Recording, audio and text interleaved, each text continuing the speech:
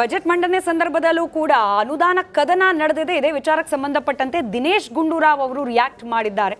ಕುರಿತಾಗಿ ಒಂದಷ್ಟು ಅಂಶಗಳನ್ನ ಗಮನಿಸಿ ನಂತರದಲ್ಲಿ ಚರ್ಚೆ ಮುಂದುವರಿಸೋಣ. ಬಜೆಟ್ನಲ್ಲಿ ಅನುದಾನ ಕದನ, ಕೇಂದ್ರ ಸರ್ಕಾರ ಧೋರಣೆ, ಮಲತಾಯಿ ಧೋರಣೆ ಇದೆಲ್ಲವೂ ಕೂಡ ಸಿದ್ದರಾಮಯ್ಯ ಅವರು ಪ್ರಸ್ತಾಪ ಮಾಡಿದ್ರು. ಬಿಜೆಪಿ ವಿರುದ್ಧ ಬಿಜೆಪಿ ಆ ಸಂದರ್ಭದಲ್ಲಿ ಬಜೆಟ್ ಮಂಡನೆ ಸಂದರ್ಭದಲ್ಲಿ ಸಿದ್ದರಾಮಯ್ಯ ಅವರು ಪ್ರಸ್ತಾಪ ಮಾಡಿದಾಗ ಬಿಜೆಪಿಗರು ಅದನ್ನ ವಿರೋಧಿಸಿದ್ರು. ಈಗ ಬಿಜೆಪಿಗರ ವಿರುದ್ಧ ದಿನೇಶ್ ಗುಂಡೂರಾವ್ ಅವರು ಟೀಕೆ ಮಾಡಿದ್ದಾರೆ.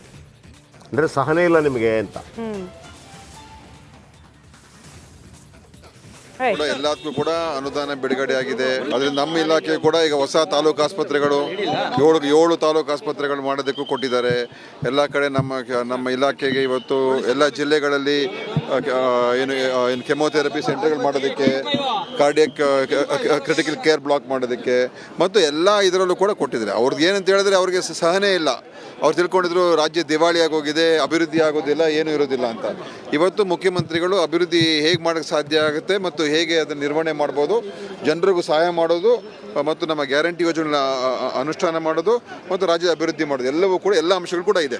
ಈಗ ಆರೋಗ್ಯ ಸಚಿವರಾಗಿ ಅಶೋಕ್ ಅವರೇ ಏನು ಹೇಳ್ತೀರಿ? ಹೇಗಿದೆ ಬಜೆಟ್? ಆರ್ಥಿಕ ಶಿಸ್ತು, ಸಾಮಾಜಿಕ ನ್ಯಾಯ, ಗ್ಯಾರಂಟಿ, ಫಸ್ಟ್ ಮಾರ್ಕ್ ಕೊಟ್ಬಿಡಿ. 5 ಹೇಳ್ತೀನಿ. 5 ಏನಕ್ಕಂದ್ರೆ 40% ಸತ್ಯ ಮಾತಾಡ್ತೀವಿ, ಇದೇ ಮಾತಾಡ್ತೀವಿ. 40% ಕಮಿಷನ್ ಇದೆ ಅಂತ ಹೇಳಿ ಇವರು ಅಧಿಕಾರಕ್ಕೆ ಬಂದವರು. ಅಂದ್ರೆ ಇವ್ರು ಬಿಜೆಪಿ ಮಾಡಿರೋ ಬಜೆಟ್ ಅಲ್ಲಿ 40% ಎಕ್ಸ್ಟ್ರಾ ಇತ್ತು. ಇವ್ರು ಯಾಕೆ ಕಡಿಮೆ ಮಾಡಿಲ್ಲ ಅಂತ ಇದುವರೆಗೆ ಅರ್ಥ ಆಗ್ತಿಲ್ಲ ನನಗೆ. ಅದು ಒಂದು. ಕಳೆದ ಬಾರಿ 2.5 ಲಕ್ಷ ಕೋಟಿ ಬಜೆಟ್ ಇತ್ತು. ಈ ಸಲ ರೆವಿನ್ಯೂ ರಿಸೀಟ್ ಇತ್ತು. ಇವಾಗ ಬರೀ 13,000 ಕೋಟಿ ಜಾಸ್ತಿ ಆಗಿದೆ. ಇವ್ರ ಗ್ಯಾರಂಟಿಗಳ ಬೆಲೆನೇ 80,000 ಕೋಟಿ ಇದೆ ವರ್ಷಕ್ಕೆ. ಯಾವ್ಯಾವ ದೊಡ್ಡ ಯೋಜನೆಗಳು ಬಿಟ್ಬಿಟ್ಟು ಸಣ್ಣ ಸಣ್ಣ ಯೋಜನೆಗಳಿಗೆ ಒಂದು ಚೂರು ಕೊಟ್ಕೊಂಡ್ ಬಂದಿದ್ದಾರೆ ವಿನಃ ಯಾವುದೇ ರೀತಿಯ ಯೋಜನೆಗಳು ಜನಗಳಿಗೆ ತಲುಪೋದಿಲ್ಲ. ಅದೊಂದು. ಇವಾಗ್ಲೂ ಕೂಡ ಬಜೆಟ್ ಫಿಸ್ಕಲ್ ಡೆಫಿಸಿಟ್ ಆಗೇ ಇದೆ. ಇಡೀ ಭಾರತದಲ್ಲೇ ಆಮ್ ಆದ್ಮಿ ಪಾರ್ಟಿ ಒಂದೇ ಕಳೆದ 5 ವರ್ಷಗಳನ್ನ ಕಂಟಿನ್ಯೂಸ್ ಆಗಿ ಕ್ಯಾಗ್ ರಿಪೋರ್ಟ್ ಕೊಟ್ಟಿದೆ. ನಮ್ದು ಡೆಫಿಸಿಟ್ ಇಲ್ಲ, ಸರ್ಪ್ಲಸ್ ಅಲ್ಲಿದೆ. ಇವ್ರು ಇನ್ನೂ ಡೆಫಿಸಿಟ್. ಅದು 1 ಲಕ್ಷ ಕೋಟಿ ಮತ್ತೆ ಸಾಲ ಮಾಡ್ತಾ ಇದ್ದಾರೆ. ಬಿಜೆಪಿ ಅವರು 7.5 ಲಕ್ಷ ಕೋಟಿ ಆಗತ್ತೆ ಅಂತ ಹೇಳಿದ್ರು. ಇವ್ರು ಸ್ವಲ್ಪ 1 ಲಕ್ಷ ಕೋಟಿ ಕಡಿಮೆ ಮಾಡಿದ್ದಾರೆ. ಅದೊಂದು ಖುಷಿ ಪಡಬೇಕು. ಮತ್ತೆ ಈ ಹೆಲ್ತ್ ತಗೊಂಡ್ಬಂದ್ರೆ ನಿಮಗೆ ಬರೀ 4% ಅನುದಾನ ಕೊಟ್ಟಿದ್ದಾರೆ. ನಾವು ಡೆಲ್ಲಿದಲ್ಲಿ 16% ಅನುದಾನ ಕೊಟ್ಟಿದ್ದೀವಿ. ಇದೇನೇ ಕೊಟ್ಟಿದ್ದಾರೆ? ಕ್ರಿಟಿಕಲ್ ಕೇರ್ ಬರೀ 15 ಡಿಸ್ಟ್ರಿಕ್ಟ್ ಅಲ್ಲಿ ಮಾತ್ರ ಮಾಡ್ತಿದ್ದಾರೆ. ಇನ್ನು ಮಿಕ್ಕಿದ ಡಿಸ್ಟ್ರಿಕ್ಟ್ ಜನ ಹೆಚ್ಚು ಕಮ್ಮಿ ಆದ್ರೆ ಏನ್ ಮಾಡ್ಕೋಬೇಕು? ಪ್ರಾಣ ಕಳ್ಕೋಬೇಕಾ? ಅದೊಂದು. ಜಿಲ್ಲಾ ತಾಲೂಕುಗಳ ಆಸ್ಪತ್ರೆ ಡೆವಲಪ್ಮೆಂಟ್ಗೆ ಬರೀ 75 ಕೋಟಿ. ಯಾರಿಗೆ ಸಾಲತ್ತೆ 75 ಕೋಟಿ? ಎಲ್ಲ ಈ ಮೂಗನ್ ತುದಿಗೆ ತುಪ್ಪ ಸೋರಿಸ್ಬಿಟ್ಟು ಜನ ತಿನ್ಬೇಕೋ ಬಿಡ್ಬೇಕೋ ಯೋಚನೆ ಮಾಡೋ ಥರ ಮಾಡಿದ್ದಾರೆ ಬಜೆಟ್. ಇನ್ನು ಬೆಂಗಳೂರಿಗೆ ಸಂಬಂಧಪಟ್ಟರೆ ವೈಟ್ ಟಾಪಿಂಗ್ಗೆ 12,000 ಕೋಟಿ ಮಾಡಿದ್ದಾರೆ ಬಜೆಟ್. BBMP ಅವ್ರು ಮೊನ್ನೆ ರೆಕಾರ್ಡ್ ರಿಲೀಸ್ ಮಾಡಿದ್ದಾರೆ. 28 ಲಕ್ಷ ಖರ್ಚು ಮಾಡಿದ್ರೆ ಒಳ್ಳೆ ಹೈ ವಿಟಮಿನ್ ಅಲ್ಲಿ ನಿಮಗೆ ರಸ್ತೆಗಳು 3 ವರ್ಷ ಬರುತ್ತೆ. ಇವರು ಆಗಿರೋ ವೈಟ್ ಟಾಪಿಂಗ್ ಆಲ್ರೆಡಿ ಏನು ವೈಟ್ ಟಾಪಿಂಗ್ ಆಗಿದೆಯೋ 100 ವರ್ಷ ಬರುತ್ತೆ ಅಂದ್ಬಿಟ್ಟು 10 ವರ್ಷ ಬದಲ ಕಿತ್ತೋಗ್ಬಿಟ್ಟಿದೆ. ಹೆಚ್ಚು ಕಮ್ಮಿ 40 ಬಾರಿ ನಾವು ರಸ್ತೆ ಹಾಕಬಹುದು. ಈ 12,000 ಕಳೆದ ಸರ್ಕಾರದ ನೀವು ಯಾರು ನಿಮ್ ಬಗ್ಗೆ ಮಾಡ್ತಾ ಇಲ್ಲ ಬಿಡಿ. ನೀವು ಅದನ್ನ ಕಂಟಿನ್ಯೂ ಮಾಡ್ತಾ ಇದ್ದೀರಾ. ವೈಟ್ ಟಾಪಿಂಗ್ ಕಳಪೆ ಇದೆ ಅಂತ ಗೊತ್ತಿರೋ ಕಂಟಿನ್ಯೂ ಮಾಡ್ತಾ ಇದ್ದೀರಾ. ಅವರು ಕಳಪೆ ಮಾಡಿದ್ರೆ ನಾವು ಮಾಡೋದಲ್ಲ ಕಳಪೆ ಅಂತ ಯಾಕೆ ಅನುಮಾನ ಬೀಳ್ತೀವಿ? ವೈಟ್ ಟಾಪಿಂಗ್ ಬದಲು ನಾರ್ಮಲ್ ಬಿಟುಮೆನ್ ಹಾಕಿ 28 ಲಕ್ಷ ರಸ್ತೆ ಕಟ್ಟಿದ್ರೆ 40 ಬಾರಿ ಹಾಕಿ 120 ವರ್ಷ ಬರುತ್ತೆ. ನೀವು 12,000 ಕೋಟಿ ಖರ್ಚು ಮಾಡಿ ಬರೀ 10 ವರ್ಷ ಮಾತ್ರ ರೋಡ್ ಕೊಟ್ಟರೆ ಜನ ಮಿಕ್ಕಿದ ಏನ್ ಮಾಡಬೇಕು? ಇದು ವೈಟ್ ಟಾಪಿಂಗ್ ಹೆಸರಲ್ಲಿ ಲೂಟಿ ಮಾಡೋದಕ್ಕೆ ಮಾಡಿರೋ ಬಜೆಟ್ ಇದು. ಅದು ಒಂದು. ಇನ್ನು ಎಜುಕೇಶನ್ ಚುನಾವಣೆ ಲೂಟಿ ಮಾಡ್ಲಿ. ಹೌದು, ಚುನಾವಣೆ ಬೇಕಲ್ಲ, ಎಕ್ಸ್ಪೆನ್ಸ್ ಬೇಕಲ್ಲ. ಎಜುಕೇಶನ್ಗೆ ಹೋಗೋಕೆ ಮುಂಚೆ ಟನಲ್ ಬಗ್ಗೆ ಹೇಳ್ತೀರಿ ಅನ್ಕೊಂಡೆ. ಟನಲ್ ಬಗ್ಗೆ ಹೇಳಲೇ ಇಲ್ಲ. ಟನಲ್ ಏನು ಬಜೆಟ್ ಅಲೋಕೇಟ್ ಮಾಡಿಲ್ಲ. ಬರೀ ಹೆಬ್ಬಾಳದಲ್ಲಿ ಮಾಡ್ತೀವಿ ಅಂತ ಪ್ರಸ್ತಾವ. ಬಜೆಟ್ ಅದು unscientific. Already Hebbal traffic jam ಆಗಿ 7 ಲೆವೆಲ್ ಫ್ಲೈಓವರ್ ಮಾಡ್ಬಿಟ್ಟು it is completely unscientific budget. ಹೆಬ್ಬಾಳದಿಂದ ಈ ಭಾಗಕ್ಕೆ ಬರೋದು ಅದು ಟನಲ್ ಹೋಗೋದು ಹೆಬ್ಬಾಳದಿಂದ ಸಿಟಿಗೆ ಅಲ್ಲ. ಓಕೆ, ಹೇಳಿ. ಎಜುಕೇಶನ್ ಬೆಂಗಳೂರಿಗೆ ಸುಗಮ ಸಂಚಾರದ ಬಗ್ಗೆ ಚಿಂತನೆ ಅಂತಕ್ಕಂಥ ಮಾತನ್ನು ಉಲ್ಲೇಖ ಮಾಡಿದ್ದಾರೆ. ಚಿಂತನೆ ಮಾಡ್ಬಿಟ್ಟು ಏನು ಉಪಯೋಗ? ಇಡೀ ಇಂಡಸ್ಟ್ರಿಗಳೆಲ್ಲ ಡೆವಲಪ್ಮೆಂಟ್ ಎಲ್ಲ ಬೆಂಗಳೂರಲ್ಲಿ ಆಗ್ತಾ ಇದೆ. ಬೇರೆ ರಾಜ್ಯಗಳಿಗೆ ಎಲ್ಲಿ ಕೊಟ್ಟಿದ್ದಾರೆ? ಏನ್ ಕೊಟ್ಟಿದೆ? ಬೇರೆ ಬೆಂಗಳೂರಿಗೆ DK ಶಿವಕುಮಾರ್ ಬ್ರ್ಯಾಂಡ್ ಬೆಂಗಳೂರು ಇದೆ. ಬ್ರ್ಯಾಂಡ್ ಬ್ಯಾಂಗ್ಳೂರ್ ಅಂತ ಅನೌನ್ಸ್ ಮಾಡೋದಕ್ಕೆ ಏನು ಫಂಡ್ಸ್ ಅಲೋಕೇಟ್ ಆಗಿಲ್ಲ. ಬರೀ ಬ್ರ್ಯಾಂಡ್ ಬ್ಯಾಂಗ್ಳೂರ್ ಏನಾಗ್ತಾ ಇದೆ? BBMP ಇಂದ 15,000 ಕೋಟಿ ಬಜೆಟ್ ಟ್ಯಾಕ್ಸ್ ಬರೋ ಕಡೆ ಇವರು ಟಾರ್ಗೆಟೆಡ್ ಬರೀ 6,000 ಕೋಟಿ. ಕಳೆದ ಬಾರಿ ಕಲೆಕ್ಟ್ ಮಾಡಿ 4,300 ಕೋಟಿ. ಇನ್ ಮಿಕ್ಕಿದ 8,000 ಕೋಟಿ ಏನ್ ಮಾಡ್ಬೇಕು? ಯಾರು ಕೊಡ್ತಿಲ್ಲ, ಅವ್ರ ವಿರುದ್ಧ ಏನ್ ಕ್ರಮ ತಗೋತಾ ಇದಾರೆ ಅದ್ರ ಬಗ್ಗೆ ಏನು ಮಾತಿಲ್ಲ. PPR ಬಗ್ಗೆ 27,000 ಕೋಟಿ ಕೊಟ್ಟಿದ್ದಾರೆ. Private public ಅಂತ ಅದನ್ನ ಎಕನಾಮಿಕ್ ಕಾರಿಡಾರ್ ಮಾಡ್ತಿದ್ದಾರೆ. ಅದು ಬರ್ತೀನಿ, ಆ ಪಾಯಿಂಟ್ ಇದೆ ಬರ್ತೀನಿ. ಎಜುಕೇಶನ್ ಡೆಲ್ಲಿದಲ್ಲಿ ನಾವು 44% ಫಂಡ್ ನ ಎಜುಕೇಶನ್ ಕೊಟ್ಟಿದ್ದೀವಿ, ಇಲ್ಲಿ ಬರೀ 11%. ಕರ್ನಾಟಕ ಒಂದು ದೊಡ್ಡ ರಾಜ್ಯ, ಇಲ್ಲಿ ಎಜುಕೇಶನ್ ತುಂಬಾ ಇಂಪಾರ್ಟೆಂಟ್ ಕೊಟ್ಟೆ. ಇಂದಿನ ಮಕ್ಕಳೇ ನಾಳೆ ಪ್ರಜೆಗಳು ಅಂತ ನಾವು ಚಿಕ್ಕ ಹುಡುಗರಿಂದ ಕೇಳ್ಕೊಂಡ್ ಬಂದಿದ್ದೀವಿ.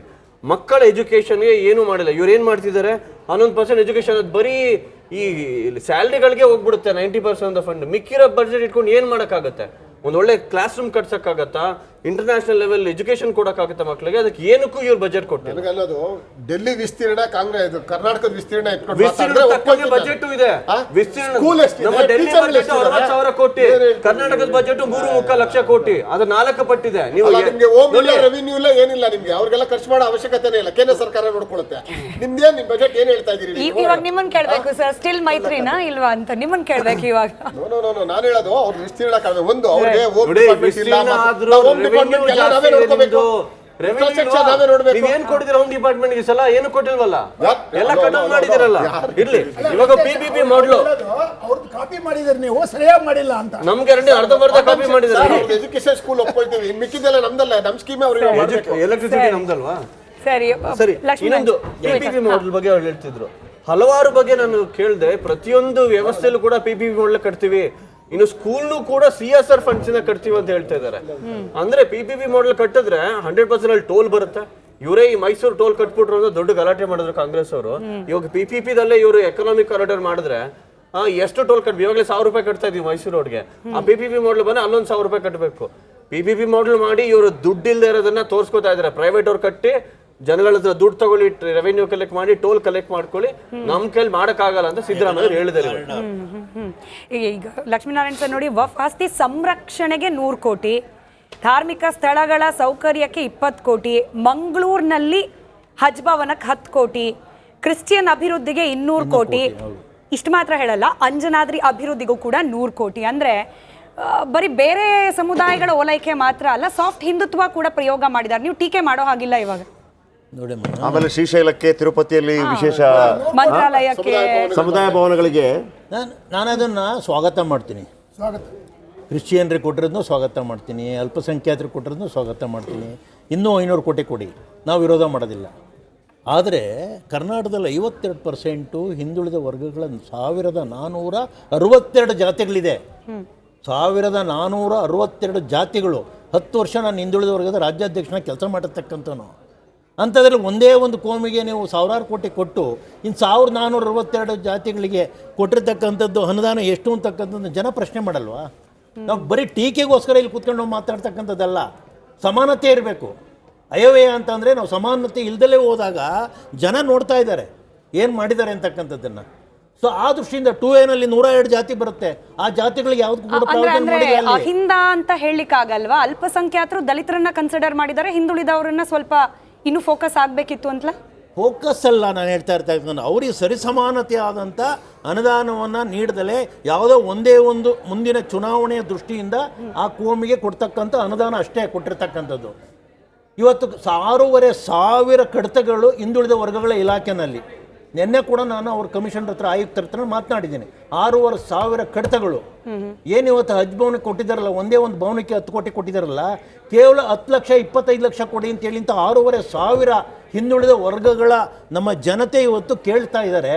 1 ರೂಪಾಯಿ ಕೊಟ್ಟಿಲ್ಲ ಅನುದಾನ, 1 ರೂಪಾಯಿ ಕೊಟ್ಟಿಲ್ಲ. ಹಿಂದುಳಿದ ವರ್ಗಗಳ ಪ್ರಾಧಿಕಾರಿಗಳು ಎಷ್ಟಿದ್ದಾವೆ, ಅವ್ರಿಗೆ ಅಲಾಕೇಟ್ ಎಷ್ಟು ಪ್ರಶ್ನೆ ಬೇಡ. ನಾನು ಹಿಂದುಳಿದ ವರ್ಗದವರೆಲ್ಲ ಜಮೀನು ಅವರೆಲ್ಲ ರೈತರಾಗಿ ಜಾಸ್ತಿ ಜನ ಇದ್ದಾರೆ ಹಿಂದುಳಿದ ವರ್ಗದವರು.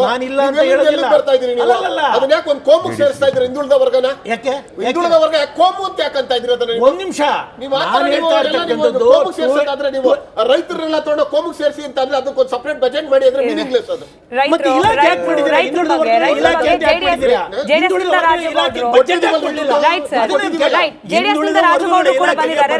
ರೈತರ ವಿಚಾರ ರಾಜಗೌಡರು, ಅದಾದ್ಮೇಲೆ ಪವಿತ್ರ ಮೇಡಮ್, ರೈತರ ಬಗ್ಗೆ ಆಧಾರದ ಮೇಲೆ ನಾನು ಡಿಮ್ಯಾಂಡ್ ಮಾಡ್ತಾ ಇರ್ತಕ್ಕಂಥದ್ದು ರಾಜಗೌಡರು ಕೂಡ ಮುಂದಿನ ದಿನ ರಿಪ್ಲೈ ಮಾಡುವಂತ ಸಂದರ್ಭದಲ್ಲಿ ಅದಕ್ಕೆ ಈಕ್ವಲೆಂಟ್ ಆಗಿ ಹಿಂದುಳಿದ ವರ್ಗಕ್ಕೂ ಕೂಡ ಸಮಾನತೆಯ ಅನುದಾನವನ್ನ ನೀವು ಕೊಡಬೇಕು ಅಂತಕ್ಕಂಥದ್ದು ನನ್ನ ಒಂದು ವಾದ. ರೈತರ ಬಗ್ಗೆ ರೈತ ಸಮೃದ್ಧಿ ಯೋಜನೆ, ಸಮಗ್ರ ಕೃಷಿ ಉತ್ತೇಜನೆಗೆ, ಹಾಗೆ ಕೃಷಿ ಭಾಗ್ಯ ಯೋಜನೆ ಮುಂದುವರಿಸ್ತಾರಂತೆ. ನಮ್ಮ ಮಿಲ್ಲೆಟ್, ಹಾಗೆ ಅಗ್ರಿ ಆಕ್ಸಿಲರೇಟರ್ ಪ್ಲಾಟ್ಫಾರ್ಮ್, ಸ್ಟಾರ್ಟ್ಅಪ್ ಉತ್ತೇಜನ, ಈ ರೀತಿ ಒಂದಷ್ಟು ಮೆನ್ಷನ್ ಮಾಡಿದ್ದಾರೆ. ಸ್ಯಾಟಿಸ್ಫೈಯಿಂಗ್ ಹೆಂಗೆ ಸರ್? ಬಿಜೆಪಿ